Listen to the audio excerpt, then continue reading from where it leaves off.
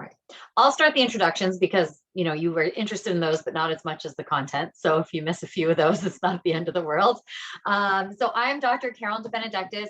I am from UMass Chan Medical School, and I am the chair of the APDR Roundtable Committee, and I will be moderating this roundtable today. We are going to have two presenters as well as some panelists. Our first presenter will be Dr. Brent Griffith from Henry Ford Medical Center. He is a PD. Our second presenter will be Dr. James Anderson, who is also a PD, but from Oregon Health and Science University. And they will each start by presenting about Dr. Griffith about previous year's match data and supplemental application, and Dr. Anderson about geographic regions and preferences.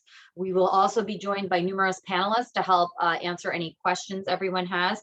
We have from the APDR, Dr. Quinn Meisinger, IR/DR PD for UC San Diego. We have also from the APDIR, Joanna Kee-Sampson from the University of Florida Health, Jacksonville. We also have Dr. Anna Rozenshtein, who is a PD from Westchester Medical Center, as well as the president of the APDR. We have Dr. Scott Schwartz, who is an IR/DR program director from also from Henry Ford Medical Center. We have Dr. Christopher Straus, representing AMSR, who is a professor at U Chicago. And then we will close out with Dr. Michael Sneider, a former PD and current director of medical student rotations at the University of Virginia, who's also representing AMSR as well. So we're going to start with the two talks, Dr. Griffith first, followed by Dr. Anderson. Then we will answer the pre-submitted questions with our panelists, and then you can use the Q&A to submit your questions. I recommend submitting them as they come up to you, so that we have some ready to go when it's time, okay? So thank you, and Dr. Griffith, take it away, please. All right, thanks, Karen. Let me share my screen here. All right, so again, thanks to everybody for joining us today, and thanks to Carolyn for moderating this. As she mentioned, I'm at Henry Ford Hospital, Program Director of the Diagnostic Radiology Residency. I'm also chair of the Matching Plan Committee for the APDR. In the committee, along with the APDR leadership and AMSR, wanted to be sure that radiology's inclusion in the second year of the supplemental application pilot, that we had a forum for potential applicants to ask questions about the supplemental application from a radiology perspective. So my presentation will be short. First, I thought it would be helpful to cover the state of this past year's match for both diagnostic and integrated interventional radiology. Then I'll give a quick overview of the supplemental ERAS application, which I'm sure you're all familiar with, and probably many of you are in the midst of completing. But I just want to make sure we're all on the same page before we get into the questions. So first, so here's the ERAS data from last year. Here we see the applicant pool trending back to 2011. And we can see that in the past couple of years, the total applicant pool has been increasing up 12% for all applicants to a total of 2,211 this past year, and a 21% increase for US graduates. And then just as the number of applicants has been increasing, the number of applications per applicant has also been increasing. And that was up 12% in 2022 for US graduates to a total of 66 applications per applicant. And then, of course, if the number of applicants is increasing and the number of applications per applicant is increasing, then the number of applications per program is going to increase even more. We can see here that last year, the total number of applications per program was up a little over 21% from 636 applications in 2021 to 770 applications in 2022. And we can see that this increase is being driven by the US graduates, which were up 34%. Now looking at the applicant pool for IR/DR, like diagnostic radiology, the IR/DR applicant pool has also been increasing the past couple of years, up 9% last year from 372 applicants in 2021 to 407 in 2022. And applications per applicant for IR/DR has also continued to slowly trend up. It's up 47% in 2022 when compared to 2017, to a total of 39 applications per applicant. And then finally, in terms of applications per program for IRDR, that's also continued to increase over the past couple of years, up 12% from 142 applications per program in 2021 to 160 in 2022. And again, with that increase being driven by the US graduates. And then looking at the match itself, and specifically unfilled positions in the match, this past year, there were 0 IRDR positions unfilled and only 1 DR position. So you can see this past year was a very competitive year for radiology. So now let's talk for just a few minutes about the supplemental application. And these slides are used with permission from the AAMC. So last year was the first pilot year for the supplemental application, and it only had 3 programs, 3 specialties participating, and those included dermatology, general surgery, and internal medicine. But this year there will be 16 specialties participating, of course, including radiology, with over 43,000 applicants expected. And some of you may wonder what the goal of the supplemental application is, and I just want to emphasize 2 of those. The first is to help applicants share more information about themselves and their medical education journey. And the second, and this is part of the reason why I showed last year's ERAS data, is to provide better and more structured information in order to allow for a more holistic review of applications in a high volume application setting. Because as we saw from last year's ERAS data, that is what programs and applicants are currently experiencing. Now we'll take just a quick look at the sections of the supplemental application. These include past experiences, geographic preferences, and then finally program signals. So first, past experiences, and the goal of this section is to allow applicants to highlight their most meaningful experiences and to better communicate who they are through those experiences. For this section, applicants will be able to list up to 5 meaningful experiences. Each experience will include a few administrative details that you see on the left side of the screen here that describe the experience, along with a couple of tags for each experience, including focus area and key characteristics. And those will help highlight why this experience was important to you, as well as help programs more easily identify a variety of applicants for their programs. And then finally, each experience will also include an opportunity for applicants to reflect on the experience with a meaningfulness essay, but those essays are limited to 300 characters, so quite brief. Then the past experiences section will also include an other impactful experience essay. And this question is meant to give applicants the opportunity to provide additional information about their background or life experiences, such as those you can see in the examples here, that may not be captured elsewhere in the application. And the AAMC points out that this question was not intended for all applicants, nor are programs expecting all applicants to respond to it. Last year, approximately 30% of applicants did not reply to this particular question. And then just a few tips that the AAMC included for applicants for the past experiences section. Most applicants submitted 4 or 5 meaningful experiences last year from a variety of experience types that included both clinical and non-clinical. And it included both experiences that occurred prior to as well as during medical school.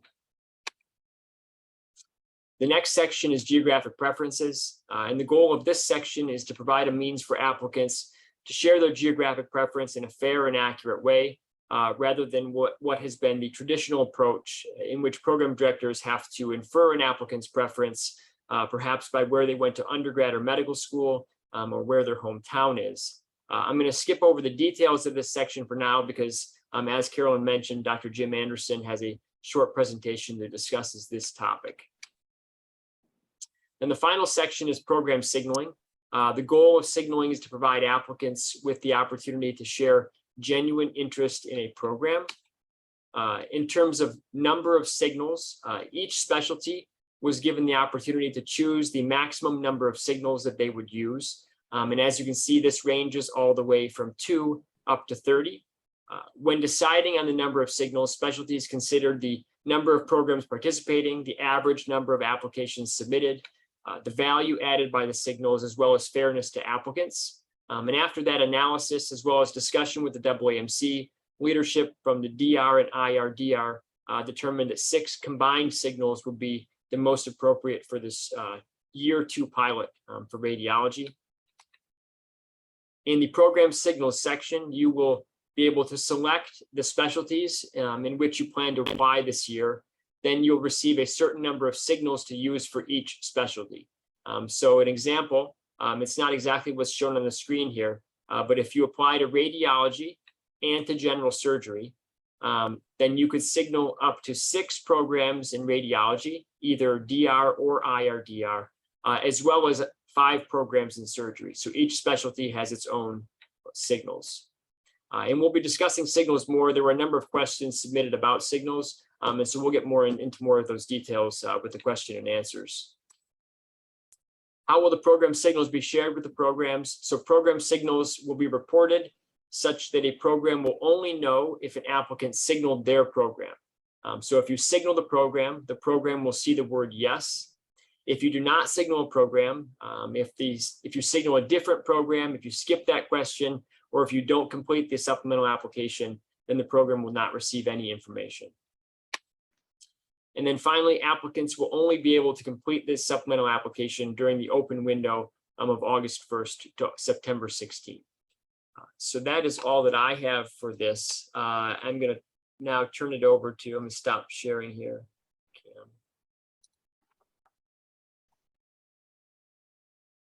Figure out how to stop sharing.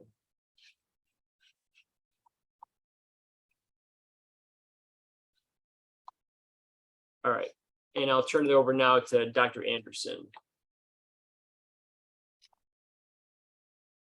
Okay, so I'm going to talk about the supplemental application for geographic preferences to give a little information about that.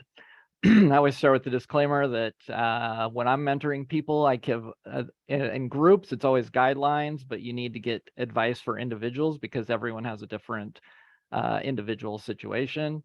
All of you have different strengths and weaknesses, and you can't be all things to all programs. So you can't be appealing to everyone all at the same time. You should get advice from your own advisor who knows your particular situation. So the way that AAMC divided up the country is the same way as the US Census does. They just use those categories. This is a map of those different regions. So you can see how they're divided out and what their specific names, Pacific, Mountain, West, North, Central, onward. From the standpoint of applying to those, one thing you need to understand is there's not an equal number of programs, obviously, in each region. As a matter of fact, they vary quite significantly. So if you just look at the number of participating radiology programs in the supplemental application form, the diagnostic radiology programs, this is the numbers in each region. So you can go from 8 all the way up to 41 programs in the Mid-Atlantic section. Same with IR, there's very few in the mountain states. There's very few programs in general in radiology. And then you can get up to 17 in the Mid and South Atlantic. You do notice that there are a few programs that are not participating in the supplemental app. So you do need to recognize that. In DR, there are only 3, and some of those are not actually participating at all, but you could potentially apply to those programs and they will not see your supplemental app information under any circumstance because they're not participating. And then in the IR side, there are actually 4 programs that are not signed up for the supplemental application and they can't add in at this point. Some of those are due to missing the deadline, actually, that I happen to know of particularly. So they won't see the supplemental application for the IR side, but their DR side may be participating and could potentially see your application supplemental information on the DR side of an application if you apply to both in those programs. We can talk more about that later. So the basics for geographic preference, it's an optional preference. You don't have to put down a preference. You don't have to answer the question. So you can either no preference, you can pick 1, 2, or 3 of the geographic regions. or you can choose not to answer the question. They do limit you to 300 character explanation for each choice. That is not very much. If you don't answer the question, you will not have to fill out any kind of essay.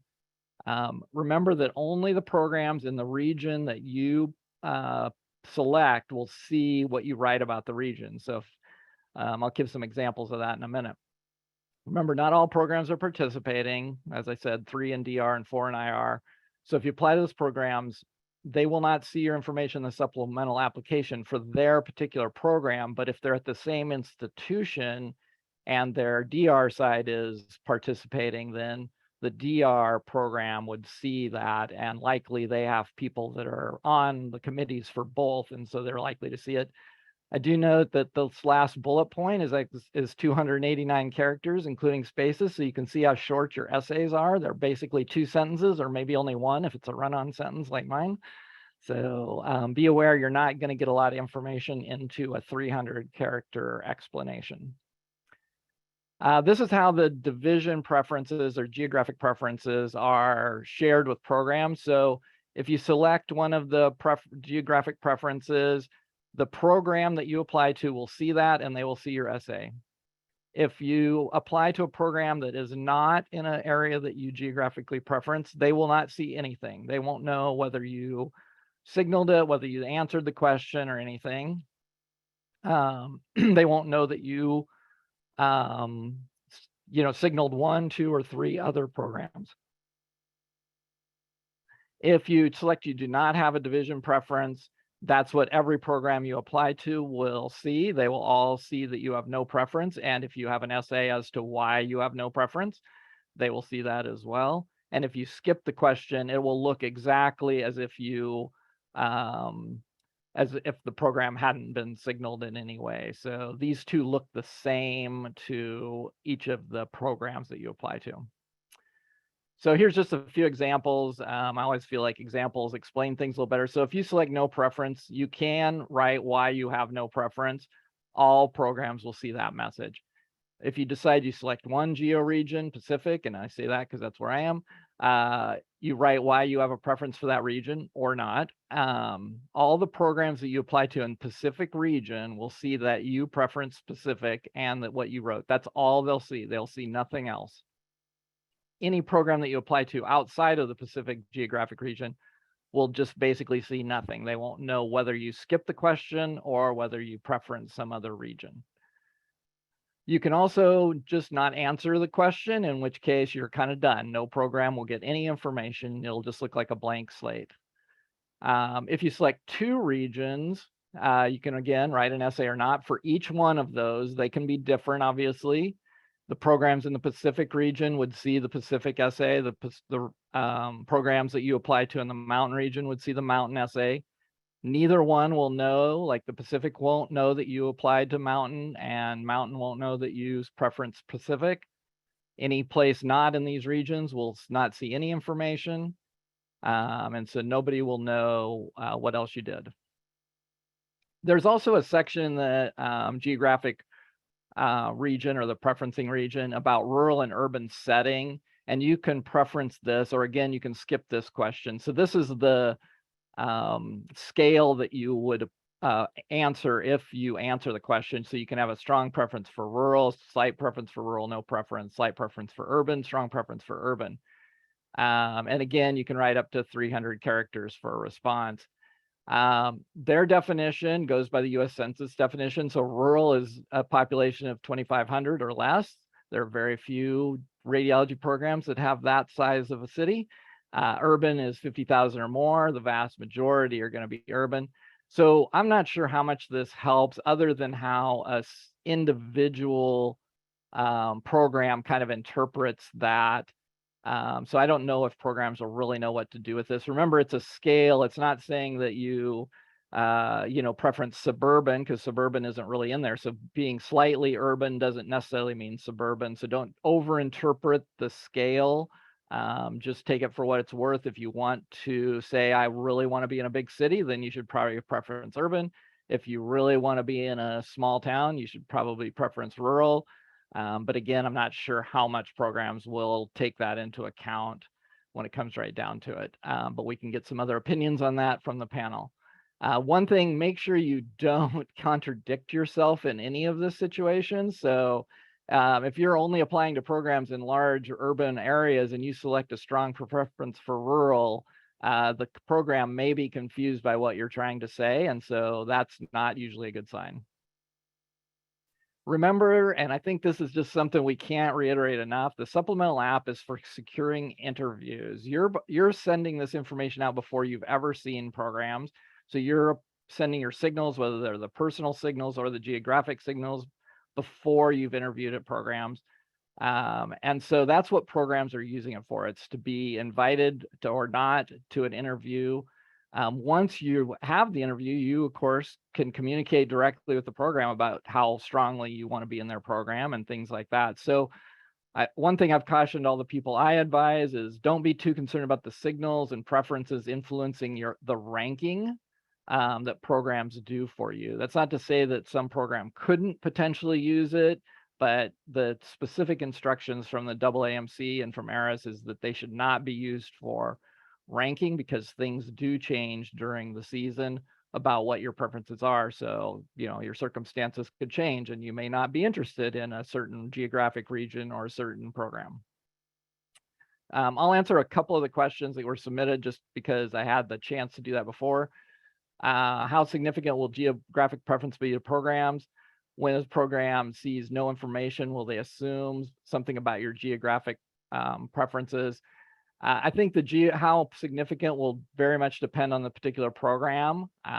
So it's hard to give a general overview of what that means. And no information, they won't really know what to do with that. Some may assume that you preference some other geographic region. Some may just say, oh, they decided not to answer the question. Don't try to outguess the system. It's brand new, and there's no real rules to this. There's nobody that's figured out how to game it. That's what everybody tries to do. You try to game the system to make it to your advantage, but we don't really know how the system's going to work this year. So you can't really outguess it or think you can outgame it.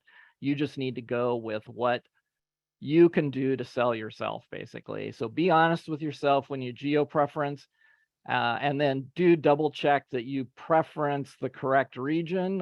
If you're wanting to apply to certain programs, make sure that they fall in that geographic preference list. Someone asked, use signals of programs that correspond to your geo-preference or not in your geo-preference.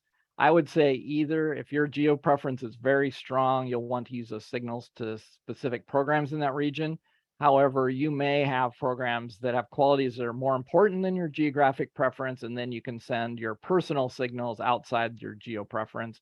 And my example would be if you preference only Pacific, but for example, you were interested in Vanderbilt. I used to be there, that's why I can say that. You can use your preference for your personal preference for Vanderbilt, even though you signaled Pacific. Vanderbilt will see your personal signal, but they will have no information about your geo-preference. So they won't know whether or not you preference some other region. Someone asked, did you not preference a geographic region? Will not preferencing a geographic region negatively affect your application? Remember, there are two ways to not preference. You don't answer the question, in which case nothing will be seen, or you can say you have no geographic preference.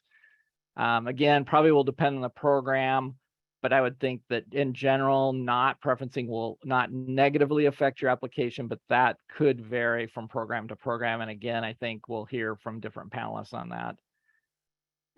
If an applicant signals a region because they're from a city in that region, will all programs in that region view that favorably? That's really hard to know. So again, in some regions, there's 41 programs. It's hard to know whether they'll consider that's a positive or a negative. When it comes to city versus region, programs really won't know your geographic preference for a region is primarily a clue for you wanting to stay in the city unless you mention that somewhere else. So if you're interested in a program in that area of the country, then signal that geographic region as opposed to other ones. I personally think geographic preference may not have as much effect as candidates think they will. That's not to say there's no effect, but I think it won't have the same level as what most of the candidates I've talked to think it's going to have. It's not that you shouldn't preference, but I don't think that geographic preferences alone will get you a bunch of interviews, but it does help. I think really what this does is we used to get personal statements that's kind of semi-personalized to each region as to why someone might be interested in moving from, say, Oregon to Florida, and they'd put that in their personal statement. This sort of takes the place of that instead of having to personalize a statement, and you still could do that if you want, but this way you can say, hey, I'm interested in the Southeast somewhere, the South Atlantic, and that would be one way to signal those programs that you're interested in moving away from the Northwest or wherever you are currently. So I think that's it for me. I'll stop sharing. Wonderful. Thank you both for those wonderful presentations. They were very informative. So I'm going to start with the pre-submitted questions, and I'll start with the geographic preference ones, kind of because we're on that kind of topic. And I think at least 2 were answered. And Dr. Anderson, please correct me. I was trying to follow along and figure out which ones were answered and which ones weren't. So the first one, which was, does not having geographic preference negatively impact your application? We answered. The next one is, how do you view applicants who preference your geographic region, but do not provide an associated text in the short answer? I don't think that was specifically answered. Jim, would you like to take that, Sure, please? I'll take a first shot at that. Yeah, I mean, the 300 character limit is a real limitation here. I mean, if you think about what you can say in 300 characters, it's pretty minimal. So I mean, I would expect most essays would be have family living in blah, blah, blah, or, you know, used to live in such and such a place, or, you know, was born, you know, in Nashville or whatever. So those are probably what's going to be in most essays. Not having an essay, I think programs will be a little bit wondering why you didn't put anything, but I don't know how much of a negative that will be, but I'd love to hear from the other panelists about that particular part of it. I'll say a little on that. So I come from a town that is smaller, like it's a city, but it's not glamorous, and it's kind of a little off the beaten path. And I would really want to see, I think, reason why. I think it would mean more to me. I don't think I would still, if someone says Northeast, I would be like, oh, well, that's better than nothing. But I'd love to see, I think for me, I'd like to see some explanation, but saying Northeast and nothing would still have more impact than not saying anything to me. But again, program in a weird area. People in more major cities, maybe. Well, if I can add to this, you know, I'm in New York, so if medical students just put in that I love New York, I think we would understand. Yeah, I think some context is helpful, so I would fill out that area. Yep, I'm Dr. Strauss. as an advisor, I guess I would like to add general insight to the students, and that is the information is allowing program directors and their committees to select or choose and progress your application further down the stream. So if they're basically comparing 10 equivalent applicants, that information is there to help push you forward, something for them to grab onto and use to say, hey, they're still in the mix, versus somebody who may just fall off the wayside, or we know less about you. So use the information to push yourself forward. It's not necessarily, as you said, a negative in that way. And I think it's easier to answer some of these questions when you think about how it's used. Yeah, particularly if there's a area that you're very interested in. There are programs in, I don't want to say less desirable, but you know, there are programs in some areas that the program directors there, the committee might say, you know, why is this applicant specifically targeting us? If you explain why, you know, my parents retired to that area, you know, that can only help you. Agreed. All right, good. So that's that one. So now I have another question that I don't think was answered. As an international medical student with obvious ties to the Northeast, is it useful for me to select preferential a regional preference for the New England area, or should I focus on regions that are not obvious? Jim, you can answer this. I think I know how I feel about this, but Jim, why don't I let you do? I guess I'll start, but I'm always happy to hear your opinion.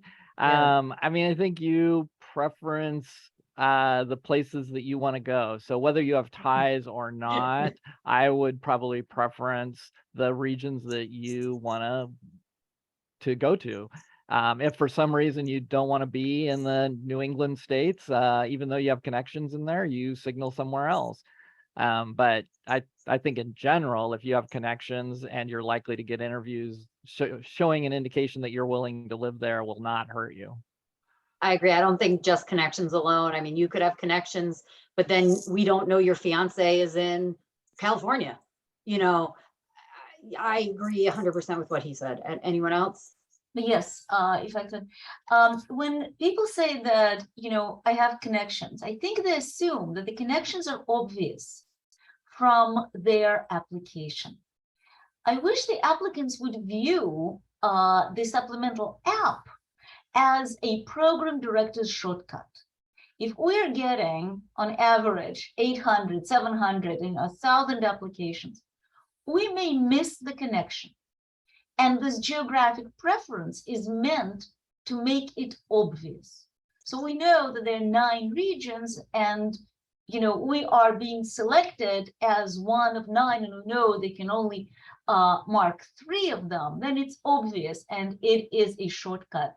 And as somebody else said, your application rises up as we are handling the flood of applications. So I would, by all means, as Dr. Anderson said, choose the actual place where I want to train, and allow me as the program director to immediately, catch that and put that application into the geographic folder. I guess I'd like to also, sorry, to add one other thing. I'd like to change the phrasing, or at least offer an alternative. And that is, you want to go someplace, but what you're needing as a program director in the selection committee is needing to know why you are going to flourish in that program over other programs, maybe even in the same region or city. So it's really your chance to identify why one particular school or program or region, it depends, really is of benefit to you personally. And that's what those 300 characters, although very short, it's really more of a statement. It's not an essay. But you have to convey, why are you going to excel at school X versus somewhere else? And that allows the program director and the committee to turn around and say, hey, I've got 8 equivalent applicants, but we really want to place our bets on this one because we have this added information to help give us confidence. Agreed. I agree 100%. I agree. Again, it's don't game the system. Put your true preference. Yep. What's going to be best for you? That's how this is going to work the best. Excellent advice. And definitely be truthful, because Exactly. there have been situations where people will state one thing in their personal statements, and then they get to the interview and they sort of contradict what they've said.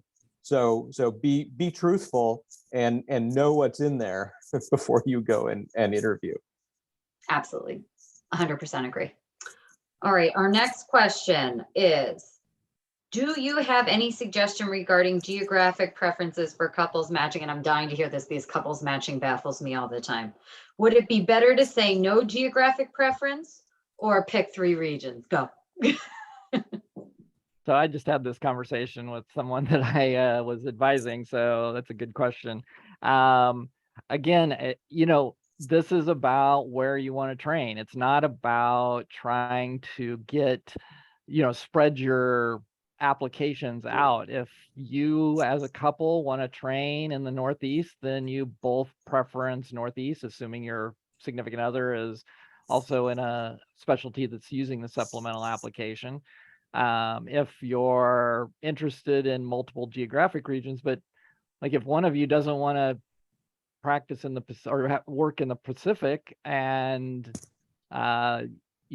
there's no point in the other person really preferencing that if there's a you don't want to go there. So I don't think spreading them out so that you cover 6 regions between the two of you necessarily.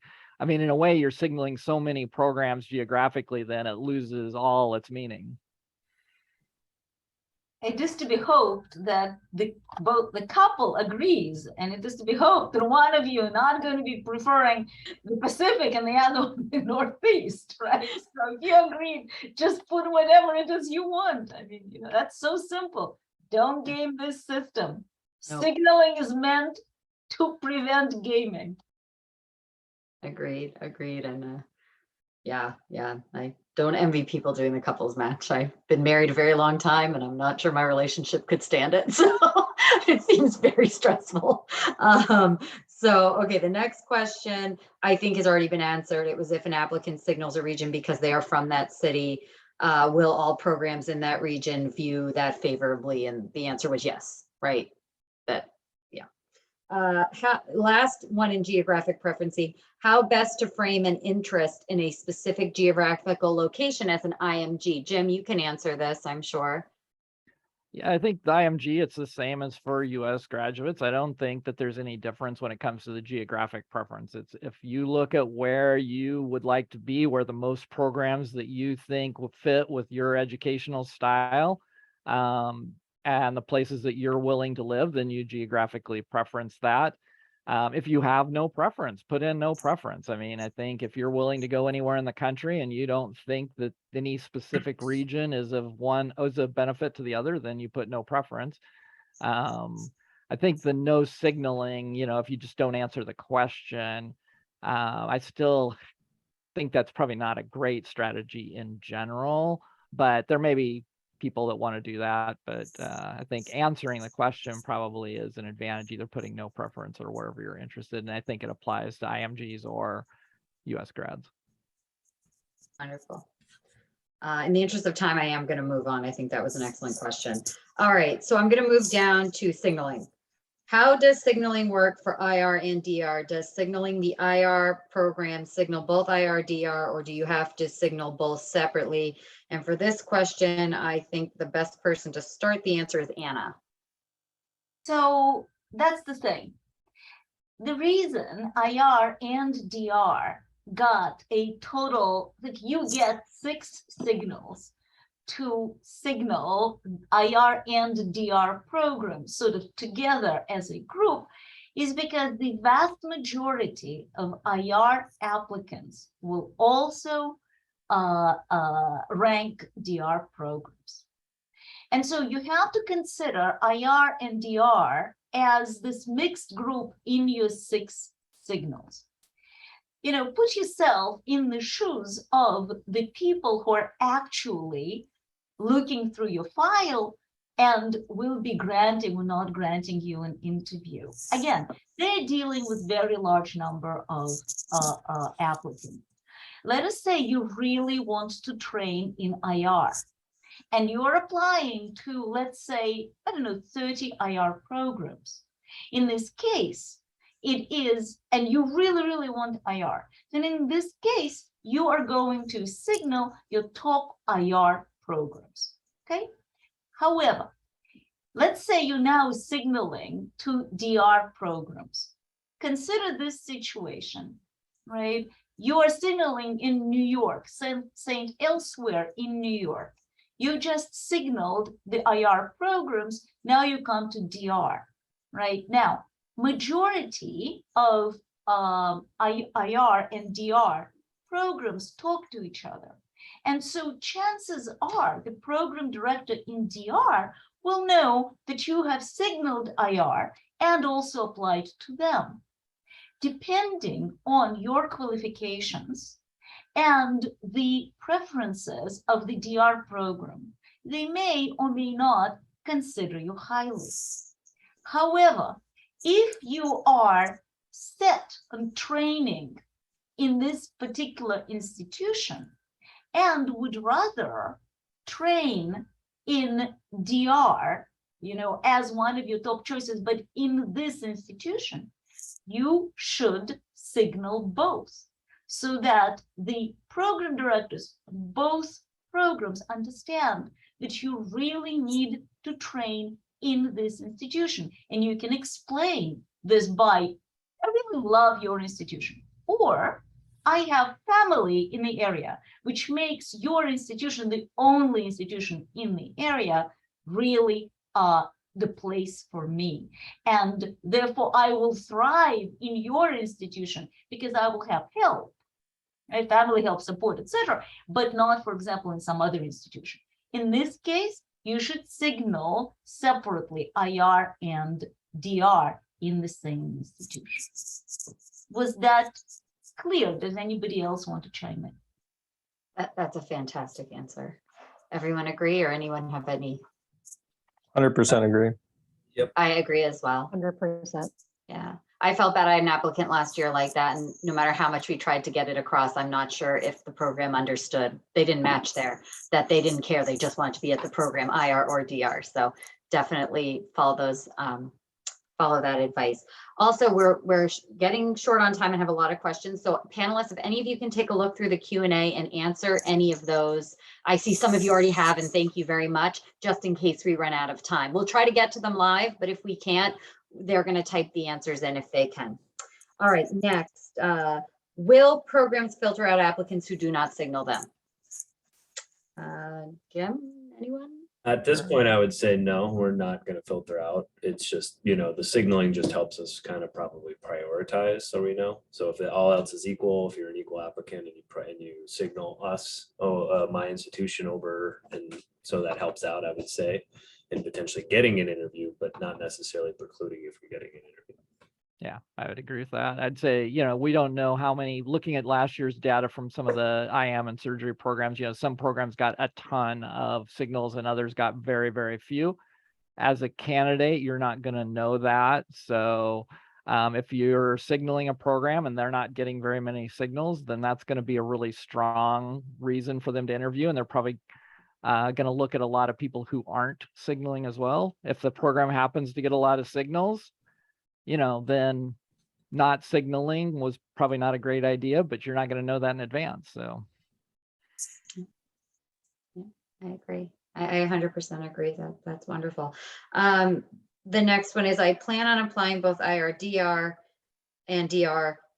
My goal is to maximize my chance to become a radiologist specializing in IR. Since IR has less spots and is more competitive, should I use my 6 signals wisely, or should I use them all for DR? So I think wisely means all for IR. I'm not sure how someone wants to interpret. Anna? So wisely generally means it's very person dependent. If I think what you're asking is, IR is very competitive. I really want to train there, but you know, most of all, I just, you know, I can get there in the back end. You know, I just want to train in radiology. You know, I don't want to not match to radiology, period. And I think you are voicing the essential question of most our IR applicants that are also, you know, putting DR as a backup. That depends on your individual circumstances. You need to be rational in assessing your chances. And if you feel that the field is quite competitive and there is a DR program that is a fit for you and you will thrive there, and you know, consider your, you know, risk aversion as well. You know, if you feel like you don't want to not sleep the nights, by all means, signal the program that where you would thrive and you think you're likely to match. I hope that was a reasonable answer. Anyone else? Dr. Strauss. I think it's like Anna said, it's very situation dependent. So if you're very married to the idea of, I only want to do IR through an integrated pathway, I don't even want to think about doing an IR through an independent pathway later on, then sure, I guess in that situation, it makes more sense to use all your 6 signals just to IR programs. But if you're, you know, if you're like not really completely married to, I need to just do IR through an integrated, I don't want to deal with independent, and I'm okay like deciding later, or I'm okay doing independent later, either with or without ESIR, then split your signals between DR programs and IR programs. And if there is one institution that you really love, both the IR and DR programs, send one to each program at the same institution. So I think it's very situation dependent. And I'm sorry, sorry to almost cut you off, but I guess I'd like to get the program directors on the panel to reiterate and just re-answer from the standpoint that these signals are meant to increase and or focus interview requests and invitations, not necessarily the decision and ranking later. And so I'm just seeing a trend in some of the comments. It feels as if it's bleeding into the latter selection. It's really about the getting your foot in the door and getting that interview so you can actually get more information out there. And so in the end, as you said, don't game the system to all our students. This is really about trying to identify to program directors that you have an interest and where you're going to excel as a potential future trainee, as opposed to trying to figure out how can I tell them that I really need to be there for the match. That you get to do in person when you interview and other elements further downstream. Exactly. That part comes, you get your foot in the door, you get the interview. Then when you're there in person or on Zoom, that's when you explain why you selected the way you did. Agreed. Okay, wonderful. Let's move on to the next one. Again, interest of time and getting as many of these questions answered as possible. If you demonstrate interest in a certain program via mentor connections, is it also worth signaling them, or should I save that signal for somewhere else where I don't have a connection? I'm curious to see what you say about this, because someone answer and then I'll say what I think. Yeah, that's a tough one. I mean, it probably depends on what the connection is to some extent, but I would say in general that connections don't guarantee interviews for the most part. I've had people reach out to me as a program director that I know well, and the person that they recommended wasn't somebody we wanted to interview for various reasons. So those are not. Now, if you signaled us, would that have helped? Probably not. I mean, if you're not a candidate for our program, then you're not a candidate for our program, whether you signal us or not.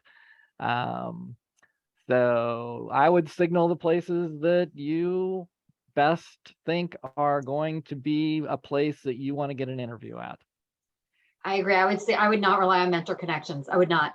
I don't think that they always work for people. I would signal. The signaling is in place for a reason, and use the system we're supposed to use, not mentor connections. That's not what we're supposed to use. Use the signaling. That's what I would say, because I could see this going very badly, that you think a mentor said something, the mentor said something, but then maybe it didn't matter. Maybe they don't say it. You don't know what's really going on. I would signal. That's what the system is for. Use the system. All right, next, do we have to signal the top most programs we are targeting to have a better chance at them? If so, what's the ideal thing we need to mention apart from the ERAS application? So may I? Yeah, go. Okay. Let's put it this way. You probably have your favorites, but you also probably have a very good some idea of how competitive you are as an applicant to match in these favorites. And so you actually have to be judicious. If, the bottom line is I would probably just send in signals to the places where I really want to train, with understanding that, as the previous questioner suggested, that I should be wise. And if you have 6 signals which increase your chance of getting an interview, it isn't a guarantee, and it isn't the guarantee of the match, but they increase your chance of getting a foot in the door. I would probably choose several programs that are reach for me, and at least one program that is a good fit, where I feel that I am competitive. This way, I'm both covering my bases and actually getting the programs that I really like to pay attention to me. I hope that helps. I think I'd give just a slight variation on that, is that I think, again, this is a very individual thing and you should talk to your advisor. I personally advise people to use their 6 signals to places that they would be potentially competitive at.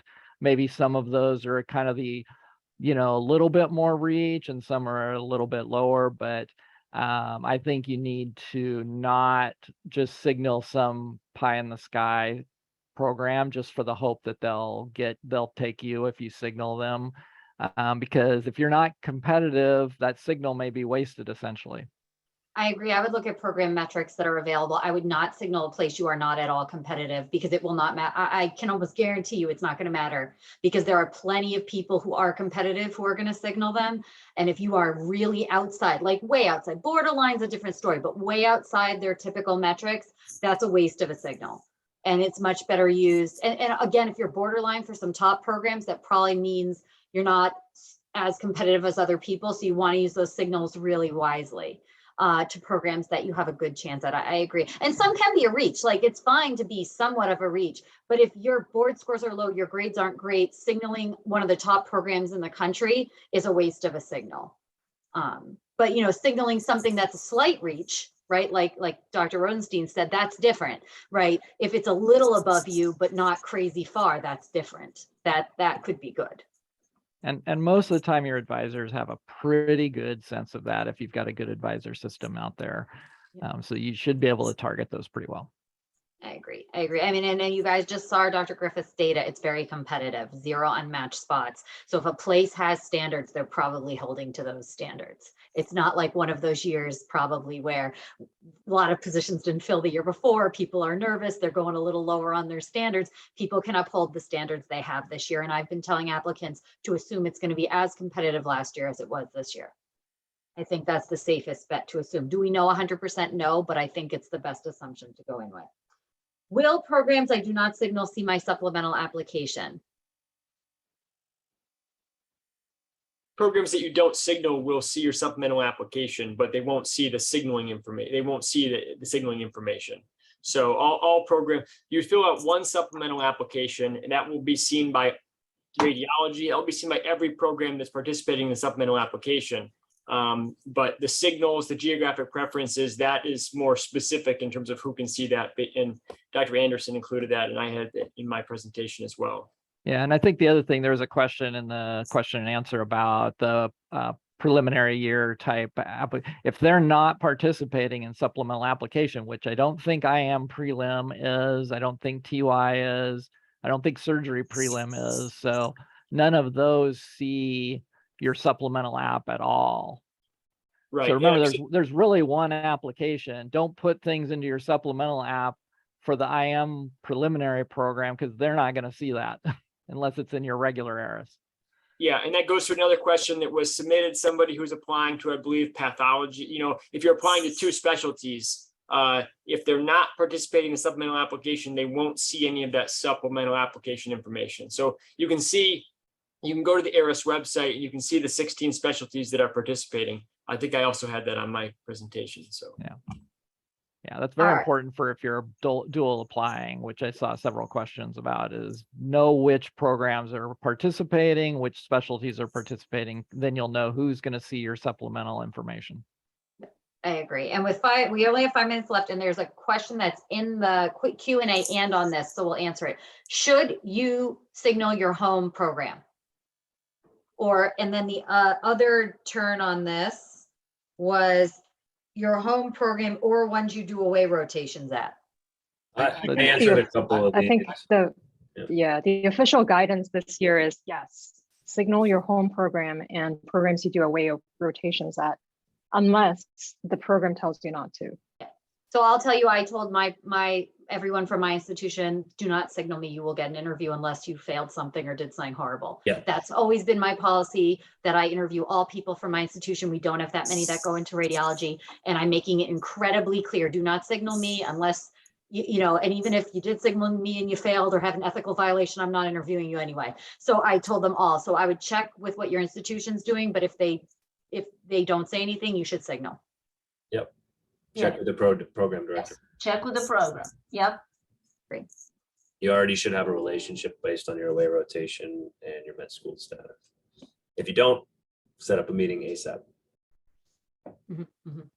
Excellent, great. And so I think those are my signaling questions from the, sorry, it minimized. Is it okay that some 6 programs use applications display strong? Oh, I think we answered this. It's okay to signal people not in your geographic preference. We answered that, so that's good. There is a follow-up question on the same person, just so I can cut the whole question off, be done with it. On the, with high volumes of applications, is there a consensus about the necessity of taking step 2 CK before applications? What, you know, I'm trying to read that. Is there a consensus necessary to take step 2 before interview screen?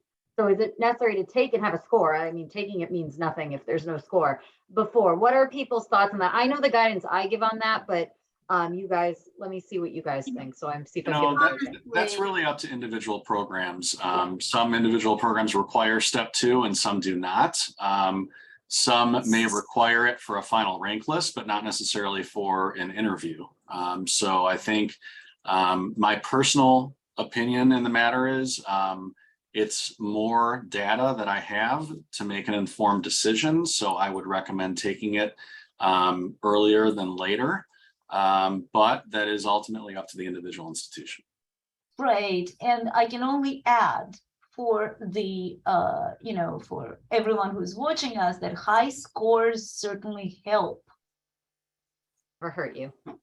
And the one thing it's a little late for this at this point, to be honest. I tell people that didn't get the score they wanted on step 1, it behooves them to study really hard and get a better score on step 2 before the interview process. It's way too late, right? Because it's not going to matter right now. I don't know how long the scores take, but you know, that's the advice I give. If you are not happy with your step 1, take step 2 early. And can everyone tell me what everyone's consensus is on where to find these recommendations of which programs recommend step 2 CK? Require step 2 CK, because I've had some people who have had trouble finding this. So I think it's the ADS, right? I don't think there's a central database where all that information is present. So it almost takes looking at each website. Unfortunately, that's a great project for the future potentially, is to have that information available to students. But I don't know that it's all that accurate. If there is if there is a website database right now, I'm not sure how accurate it is. And even a lot of programs' websites may not even include that information, whether which is hard they need it or not. And the only other thing I would add is that there are some programs that will require it. So if you don't have it, that may hurt you when it comes time to get offered an interview. And I know we have to enter it, program directors, it's the GME track. There's a bunch of places I have to enter if I require it. That's why I thought there should be a central database. Okay. So if you're in doubt, take it. I think that's the easiest thing. The other thing about that is as step 1 moves to entirely pass fail, and all we see is that, I mean, there was a publication, I think just last year, that surveyed program directors, and what are they going to start looking at? They're going to start looking at step 2. So maybe not just for this year, but going forward, it's an objective metric that program directors are going to look at. I agree. So it is 1 o'clock. Caitlin, quick question. When I transcribe this, will I be able to see all the Q&As and the answers? Yes. I will be. So what I'll do is, for anything that isn't answered, I will make sure I get an answer for it for the transcription as well. And I will also look at the submitted questions because we didn't get to them all, and I will try to include those with answers as well. So that will get sent out to everybody who registered, right, Caitlin? Yes, it will. Give us about 4 to 5 business days. Maybe a little more. I've been busy 2 weeks. Give it about 2 weeks. 2 weeks. We will have the recording up probably early next week, which you can find. I will drop the link in the chat. And I have to sit and go through all this, and it was a lot of Great. information. I'll do my best. But thank you. First of all, thank you to our speakers and our panelists. I really appreciate you coming, and thank you to so many of you who attended. This might be one of our best attended APR roundtables ever. So thank you to everyone. Of course, thanks to Caitlin, who makes all of this possible. So thank you, everybody. Thank you. Bye.